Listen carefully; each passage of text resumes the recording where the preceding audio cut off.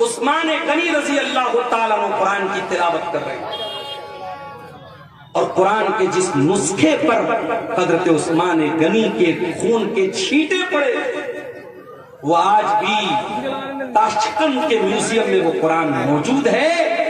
और आपको जान करके आश्चर्य होगा, हैरत होगी कि उस कुरान में और आज हमारे पास जो कुरान मौजूद है, देयर इज नो डिफरेंस, कोई अंतर नहीं है, कोई कुरान का इतना ही नहीं। उस्मान गनी जब कुरान की तिलावत कर रहे थे, कौन सी आयत पढ़ रहे थे? सूरह बकरा की आयत पढ़ रहे थे, फसयकफीकहुमुल्लाह वहुवस समीउल अलीम। अल्लाह ताला इनके लिए काफी हो जाएगा, अल्लाह इनसे इंतकाम ले लेगा, इनसे बदला ले लेगा। अल्लाह सब कुछ सुनने वाला, सब कुछ जानने वाला है।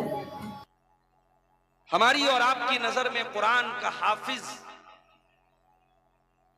शायद उतना महत्व नहीं रखता, उतना इंपॉर्टेंस हम नहीं देते, उतनी अहमियत हम नहीं देते जितनी देनी चाहिए। जरा रब के कुरान से पूछो कि हाफिज कुरान का क्या मर्तबा है। जरा जनाब मोहम्मद रसूलुल्लाह सल्लल्लाहु अलैहि वसल्लम की हदीसों की रोशनी में देखो कि कुरान के हाफिज का क्या मकाम और मर्तबा है। अल्लाह के नबी जल्दी किसी पर बद्दुआ नहीं करते। सीरत की किताबें उठा के देखो,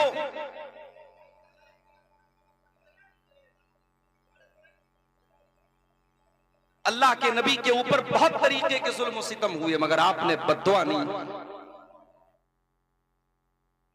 बहुत रेयर केस ऐसा मिलता है, बहुत शाज़ और नादिर ऐसे वाकयात मिलते हैं जहां अल्लाह के रसूल की जबान से बद्दुआ के अल्फाज।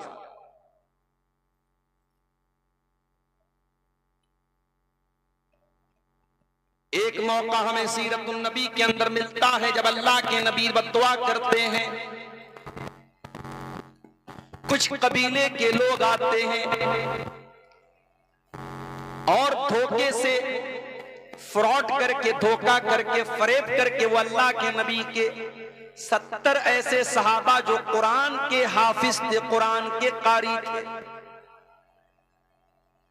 उन 70 सहाबा को अपने साथ लेकर के जाते हैं और रास्ते में गद्दारी करके, फ्रॉड करके उन 70 सहाबा को शहीद कर डालते हैं, कत्ल कर डालते हैं। अल्लाह के प्यारे नबी को इतनी तकलीफ होती है,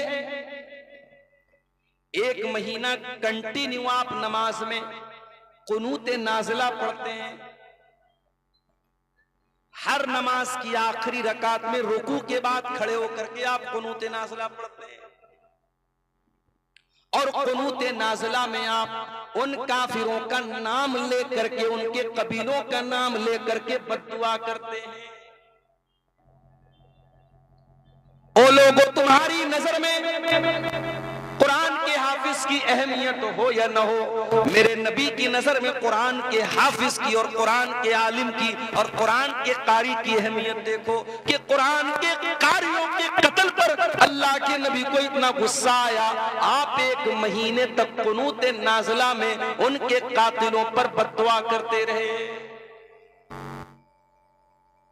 कुरान का हाफिज और कुरान का आलिम बहुत ऊंचा मकाम। और मैं मुबारकबाद देता हूं इन 5 बच्चों को, इनके खुशनसीब मां बाप को, जिस दौर में दुनिया नौकरी की तरफ भाग रही है, दुनिया के उलूम और डिग्री की तरफ भाग रही है, आपने अपने बच्चे को एक मदरसे में भेजा। और मैं ये भी जानता हूं सीमांचल के अक्सर मदरसे जागीर से चलते हैं। ये बच्चे अपने घर के इज्जतदार घर के बच्चे हैं, लेकिन जागीर की शक्ल में ये किसी के दरवाजे पर जाकर के टिफिन लेकर के खाना लाते हैं, अपनी इज्जत नफ्स को बार बार कुचलते हैं सिर्फ इसलिए कि ये कुरान पढ़ने आए हैं। इनका मकसद कुरान सीखना है, कुरान याद करना है और आज अल्लाह के फजलो करम से इनके हाथ पर मौलाना तौहीद साहब ने, मैंने और दूसरे लोगों ने दस्तार बांधी है, जो इस बात की पहचान है कि आज के बाद समाज में ये हाफिज जी के नाम से याद किए जाएंगे, ये हाफिज कुरान के नाम से याद किए जाएंगे। मैं अपने इन बच्चों से एक बात कहना चाहता हूं, इसी समाज में हमने ऐसे भी बच्चों को देखा है जो कुरान के हाफिज तो बन गए, लेकिन कुछ दिनों के बाद गलत संगत में पड़ गए, गलत रास्ते पे चले गए, कुरान जितना याद था वो भुला भी दिया, और उनके कैरेक्टर और उनके किरदार से कहीं से भी ये प्रतीत नहीं होता, ये नहीं झलकता, ये नजर नहीं आता कि कुरान के हाफिज। ऐ मदरसा दारुल कुरान से हिफ्ज करने वाले मेरे प्यारे बच्चों, तुम समाज में जब अपने नाम के साथ हाफिज का टाइटल लेकर के जा रहे हो, उस टाइटल की हिफाजत करना। दुनिया तुम्हारी हरकतों को देखने के बाद जस्टिफाई करेगी, तय करेगी कि हाफिज लोग कैसे होते हैं।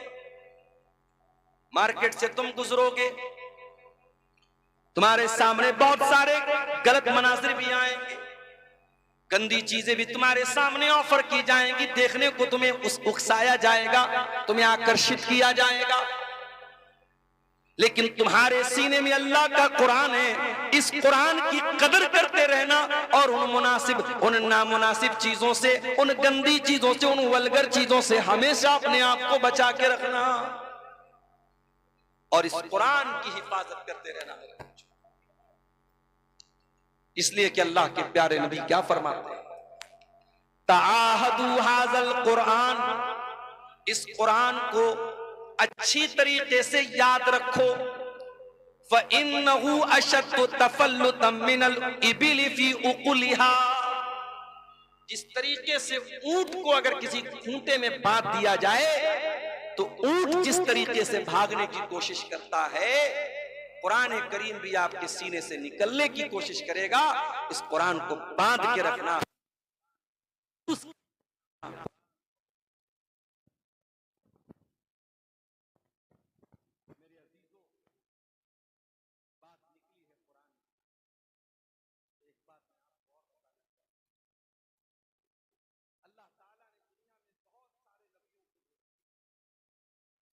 और बहुत सारे नबियों को अल्लाह ताला ने बहुत सारी किताबें दिया था। 4 किताबों का नाम जो हम बहुत फेमस है, मशहूर है, जानते हैं। दाऊद अलैहिस्सलाम को ज़बूर मिली थी, मूसा अलैहिस्सलाम को तौरात मिली थी, ईसा अलैहिस्सलाम को इंजील मिली थी, हमारे नबी को कुरान। बहुत सारी किताबों का नाम भी हमें, लेकिन ये बात याद रखो, जिस तरीके से अल्लाह का आखिरी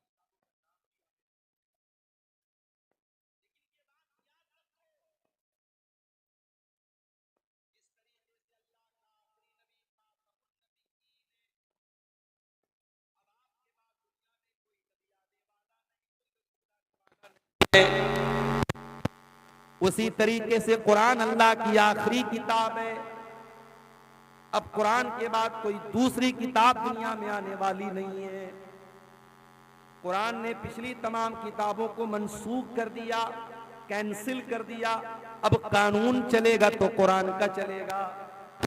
अब अगर माना जाएगा किसी किताब के कानून को, अगर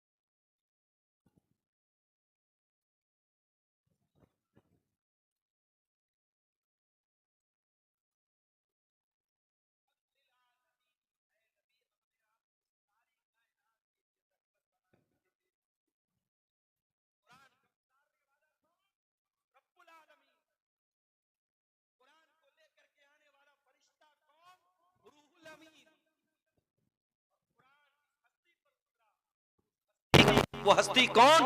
रहमतुल लिल आलमीन। कुरान जिस महीने में नाजिल हुआ वो महीना भी सारे महीनों में सबसे ज्यादा बरकत वाला। ये मेरी ही तकरीर के दौरान माइक को जो है गड़बड़ होना था, बार बार ये छोड़ रहा है, पकड़ रहा है। कहाँ है भैया माइक वाले? पैसा वैसा नहीं मिलेगा, बेफिक्र रहिए आप।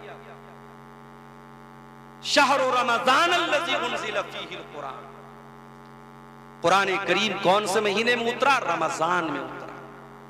सारे महीनों में सबसे ज्यादा बरकत वाला महीना रमजान का। आज एक साहब मसला पूछने लगे,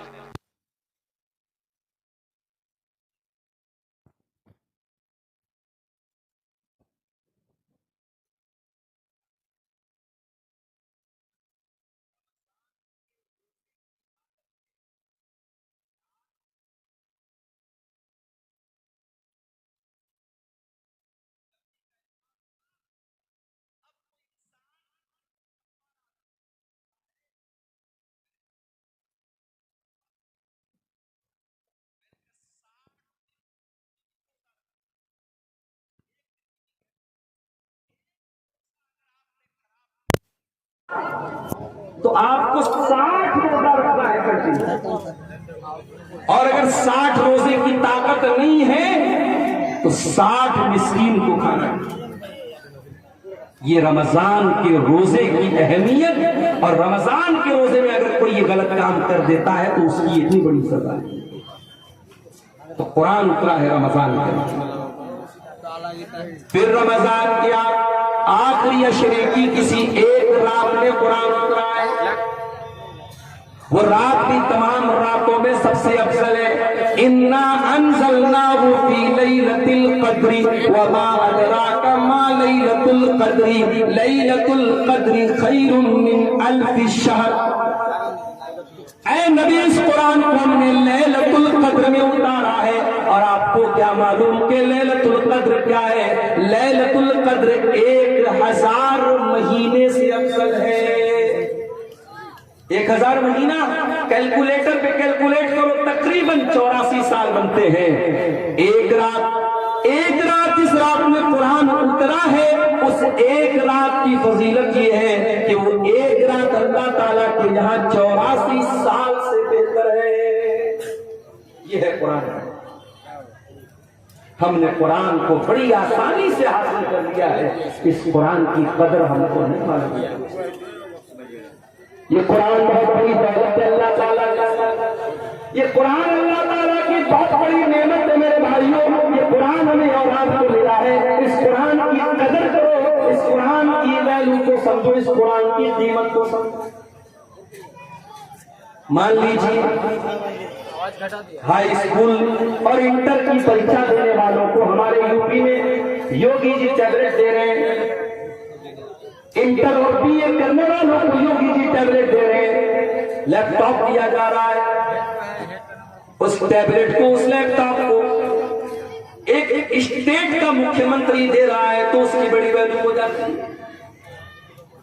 अगर आपके मोबाइल पर मैसेज आ जाए, देश के प्राइम मिनिस्टर का मैसेज आ जाए, स्टेट के चीफ मिनिस्टर का मैसेज आ जाए और उसमें आपका नाम लिखा हो और आपको मुखातब किया गया हो, आप तो बाग हो जाएंगे, इतनी बड़ी हकीकत मेरे पास मैसेज आया।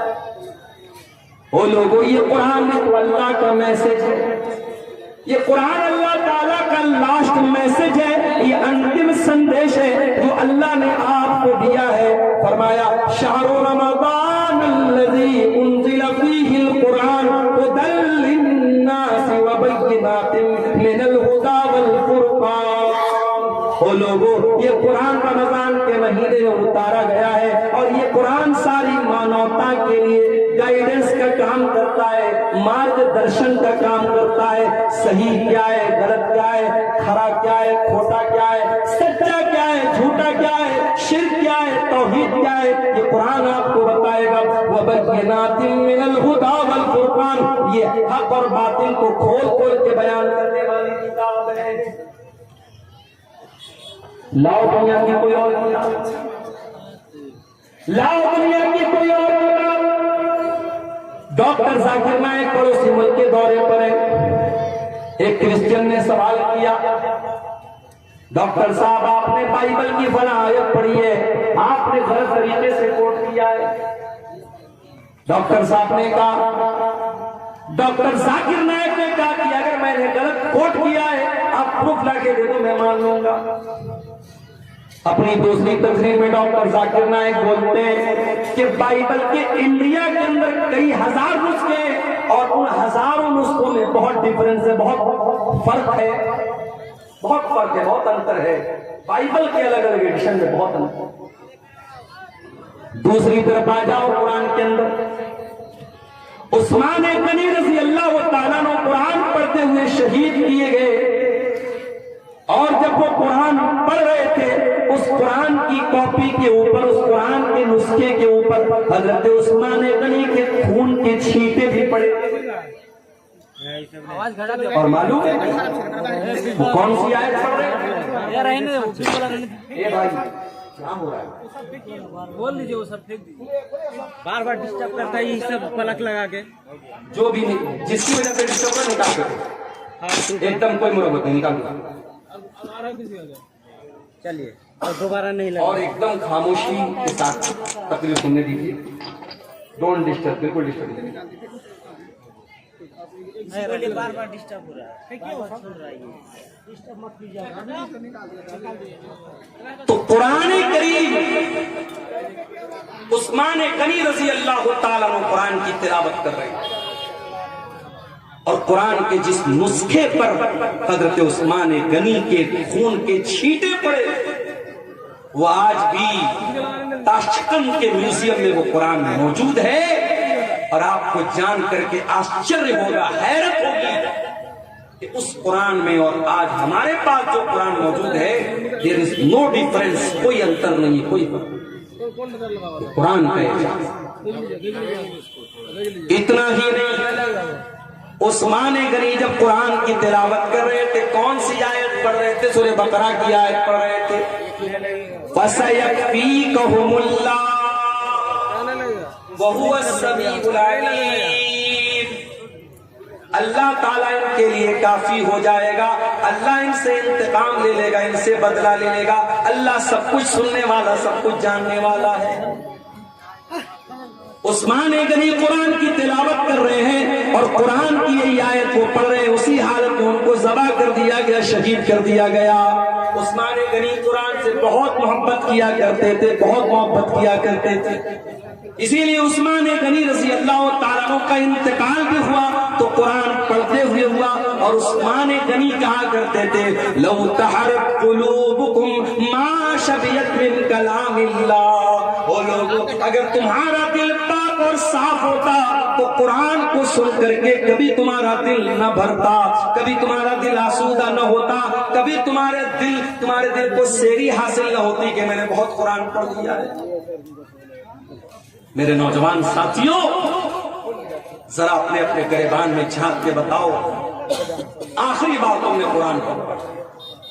हर शख्स अपने ऊपर गौर करे, उसने आखिरी बार बैठ करके आधा घंटा कुरान कब पढ़ा था, जरा बता दे। अब अगर मैं ये पूछूं कि आखिरी बार तुमने व्हाट्सएप कब देखा था, कहोगे 10 मिनट पहले। मैं पूछूं आखिरी बार तुमने फेसबुक पर रील्स कब देखी थी, मौलाना साहब अभी तकरीर सुनने के पहले तो देखी। तुमने लास्ट टाइम यूट्यूब के शॉर्ट्स कब देखे थे, अभी तो तकरीर में आने के, जलसे में आने के पहले हमने देखा था। यूट्यूब के लिए टाइम है, फेसबुक के लिए टाइम है, इंस्टाग्राम के लिए टाइम है, सोशल मीडिया के लिए टाइम है। अगर टाइम नहीं है तो कुरान के लिए टाइम नहीं है। वो लोगों, ये दिल मुर्दा हो चुके हैं, ये दिल कठोर हो चुके हैं, ये दिल सख्त हो चुके हैं। हमारे दिलों को कुरान अब अच्छा नहीं लगता, हमारे दिलों को कुरान, हमारे दिलों के ऊपर कुरान का असर नहीं होता है। अरे हमारे दिल की क्या हैसियत है? हमारा दिल तो गोश्त पोस्ट का बना हुआ मुलायम सा दिल होता है। कभी बकरा खस्सी ज़बा करते हैं आप, या बड़ा जानवर आप ज़बा करते हैं, देखा होगा आपका दिल कितना बड़ा होता है, दिल की क्या हैसियत है। हमारा दिल तो गोश्त पोस्ट का मामूली बना हुआ दिल है। अल्लाह कुरान में कहता है, कुरान के 28वें पारे में कहता है, सूरह हश्र की आयत नंबर 21 में कहता है, लौ अंज़लना हाज़ल कुरान अला जबलिन लरअयतहु खाशिअम मुतसद्दिअम मिन खशियतिल्लाह। वो लोगों, इस कुरान को हमने किसी पहाड़ के ऊपर भी उतारा होता तो पहाड़ भी अल्लाह के खौफ से रेजा रेजा हो जाता, पहाड़ भी अल्लाह के खौफ से चूर चूर हो जाता, पहाड़ भी कुरान को सहन न कर पाता। ये कुरान इतनी ताकतवर किताब है, इतनी पावरफुल किताब है। वतिलकल अमसालु नज़रिबुहा लिन्नासि लअल्लहुम यतफक्करून। वो लोगों, तुम्हारा परवरदिगार मिसालें बयान कर रहा है, तुम गौर क्यों नहीं करते? उमर इब्न खत्ताब को देखो, इस्लाम के बड़े कट्टर दुश्मन हैं, अभी इस्लाम कबूल नहीं किया है, इस्लाम के बड़े कट्टर दुश्मन है उमर बिन खत्ताब। एक दिन खाने काबा के पास से गुजर रहे हैं, अल्लाह के प्यारे नबी कुरान की तिलावत कर रहे हैं, उमर फारूक के कानों में कुरान की आयत पहुंचती है। उमर फारूक के दिल में ख्याल आता है, इतनी अच्छी किताब है, इतना अच्छा कलाम है, ये जरूर किसी शायर की शायरी है, ये जरूर कोई पोएट्री है, कोई कविता है, कोई शायरी है। शायरी पसंद है ना? हमारे मुंह से हुसैन नाम का ये बच्चा आया है। क्यों आया है भाई? आपको नाते सुना रहा है, हमद सुना रहा है, कलाम सुना रहा है, शायरी पसंद है।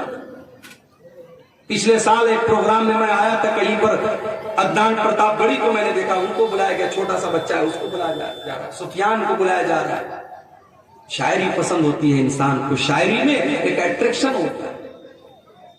उमर फारूक ने कुरान को सुना, कुरान अच्छा लगा, कुरान दिल को भाया, कुरान ने दिल को आकर्षित किया।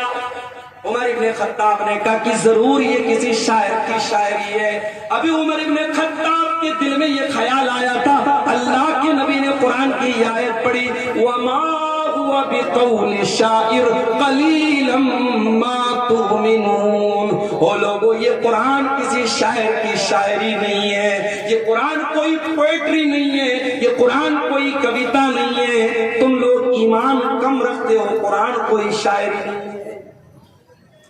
जब ये ख्याल रिजेक्ट हो गया, हजरत उमर सोचने लगे कि अगर ये कुरान शायरी नहीं है तब इतना अच्छा क्यों लग रहा है?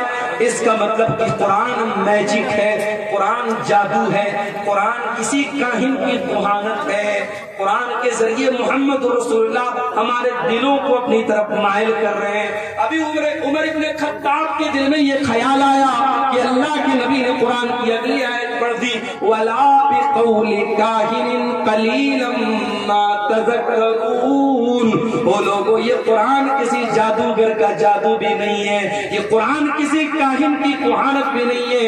तंज़ीलुम मिर रब्बिल आलमीन, ये कुरान तो अल्लाह ताला ने नाजिल किया है, रब्बुल आलमीन ने नाजिल किया है। हजरत उमर के दिल पर चोट लगी, उनका दिल थोड़ा सा सॉफ्ट हुआ, मगर अभी इस्लाम उन्होंने कबूल नहीं। एक दिन बड़े गुस्से में तलवार लेकर के निकले, रास्ते में एक सहाबी मिले, हजरत नुआइम रज़ी अल्लाह तआला अन्हु ने पूछा, उमर कहाँ जा रहे हैं? कहा कि आज मैं तलवार लेकर के निकला हूं, आज मोहम्मद रसूलुल्लाह का मर्डर कर दूंगा, नऊजुबिल्लाह, आपकी हत्या कर दूंगा, इस्लाम का काम तमाम कर दूंगा। हजरत नुआइम दिल ही दिल में घबरा गए, जबान से उन्होंने जाहिर नहीं किया। वो जानते थे हजरत उमर बड़े मूडी आदमी है, उनके मूड में आ गया तो कुछ भी कर सकते हैं। कहा कि ऐ उमर, एक काम करो, पहले अपने घर जाओ, तुम्हारी बहन भी मुसलमान हो चुकी है, तुम्हारे बहनोई भी मुसलमान हो चुकी है।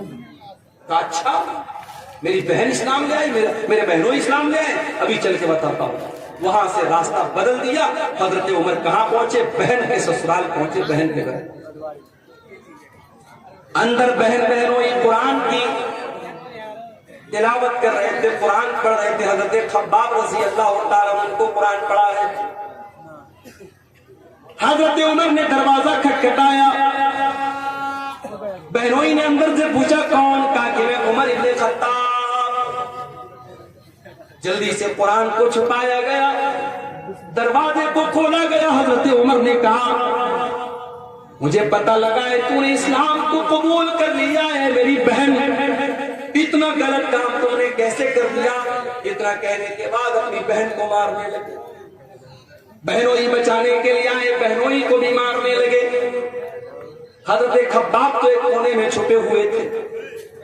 बहनोई भी लहूलुहान, बहन भी लहूलुहान। बहन ने कहा कि ऐ उमर, कान खोल करके सुन ले, जितना मारना है मार ले, जितना सितम करना है सितम कर ले।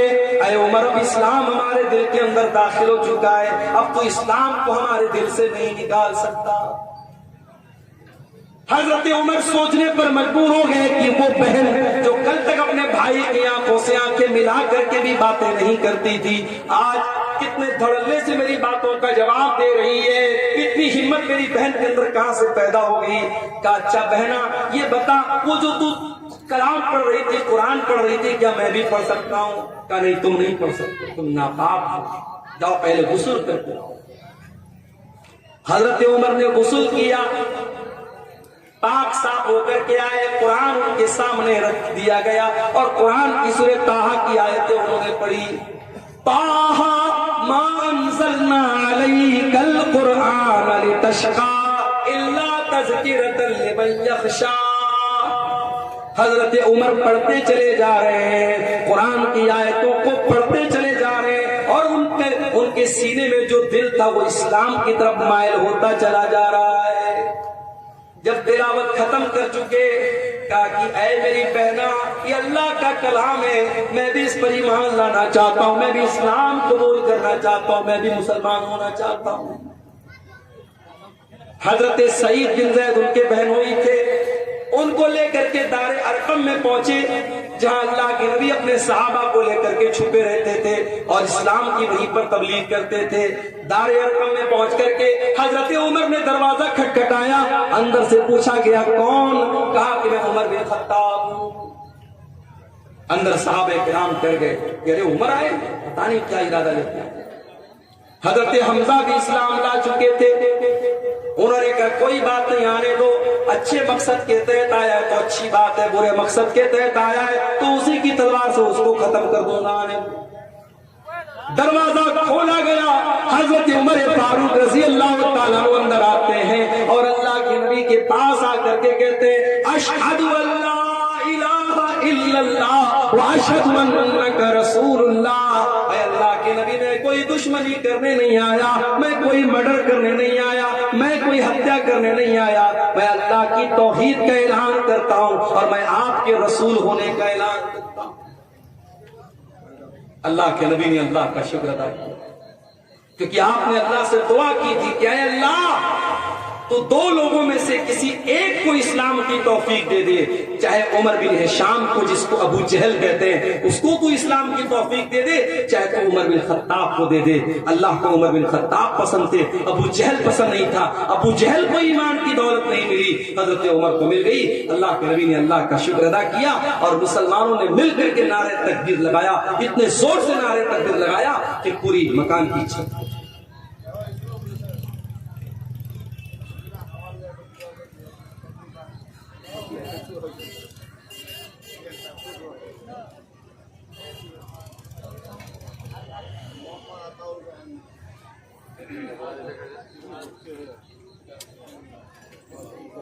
क्या नाम है? कोई मोहम्मद अताउर रहमान भाई है, बहुत बीमार है, तकलीफ में, उन्होंने मदरसे को 1000 का ताउन पेश किया है। अल्लाह उनका चंदा कबूल करे, उनकी बीमारी से उनको शिफा दे। तो कुरान करीम मेरे भाइयों हजरत उमर फारूक के दिल को बदलने में कामयाब हो गया। वही कुरान हमारे पास मौजूद है कि कुरान हमारे ऊपर क्यों असर नहीं डालता। नमाजों में कुरान पढ़ा जा रहा है, तरावी में कुरान पढ़ा जा रहा है, तकरीरों में कुरान पढ़ा जा रहा है, जुमा के खुतबों में कुरान पढ़ा जा रहा है, मगर दिल के ऊपर कोई असर नहीं हो रहा है। आओ मैं जवाब देता हूं। कुरान का पहला पारा खोलो, अल्लाह फरमाता है तुम्मा कसत कुलूबुकुम मिन बादि ज़ालिका फहिया कल हिजारति औ अशद्दु क़स्वा। ऐ यहूदियों, तुमने इतने गुनाह किए, इतने अल्लाह को नाराज करने वाले काम किए कि तुम्हारे दिल कठोर हो गए, तुम्हारे दिल सख्त हो गए, इतने सख्त हो गए। भैया कल हिजारत हिजारती औ अशद्दु क़स्वा, तुम्हारे दिल पत्थरों के जैसे कठोर हो गए, पत्थरों से ज्यादा सख्त हो गए तुम्हारे दिल कठोर हो गया। इस दिल पर अब कुरान का कोई असर नहीं हो रहा है। इस कुरान को सुन करके डाकू लोग ईमान ले आते थे।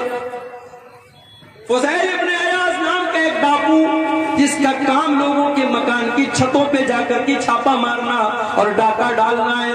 फुज़ैल इब्न अयाज़ डाका डालने के लिए एक मकान की छत पे कूदता है।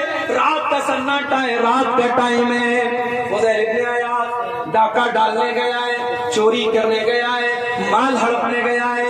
वो रात के सन्नाटे में कोई अल्लाह का बंदा कुरान की तिलावत कर रहा था और कुरान की ये आयत फुज़ैल इब्न अयाज़ के कानों में पड़ जाती है। अलम यानि लिल्लज़ीना आमनू अन तख़शा क़ुलूबुहुम लिज़िक्रिल्लाह, क्या ईमान वालों के लिए अभी वो समय नहीं आया, वो टाइम नहीं आया, वो वक्त नहीं आया जब ईमान वालों की दिल अल्लाह का कलाम सुन करके पिघल जाए। जब ये आयत सुनी फुज़ैल इब्न अयाज़, फौरन उसके दिल पर असर। डाकू है, चोर है, डाका डाल के अपना खर्चा चलाता है। कुरान की आयत सुनी, डायरेक्ट दिल पर असर। उसने कहा नहीं है अल्लाह, टाइम आ चुका है, टाइम आ चुका है अल्लाह, तौबा करता हूं तेरी बारगाह में, आज के बाद चोरी नहीं करूंगा, आज के बाद डाका नहीं डालूंगा। और चश्मे फलक ने वो मंजर भी देखा। फुज़ैल इब्न अयाज़ ने इतनी सच्ची तौबा की। कल तक जो डाका डाला करता था, जो चोरी किया करता था, जो दूसरों की बहू बेटियों को गलत नजर से देखा करता था, आज अल्लाह का इतना नेक बंदा हो गया कि दिन रात 24 घंटे वो खाने काबा के पास रहने लगा, अल्लाह के घर में रहने लगा। इतना बड़ा आबिद, इतना बड़ा जाहिद बन गया, इतना बड़ा इबादत गुजार बन गया। कुरान तो वही है मेरे, दिल बदल गए हमारे, नीयतें बदल गई हमारी।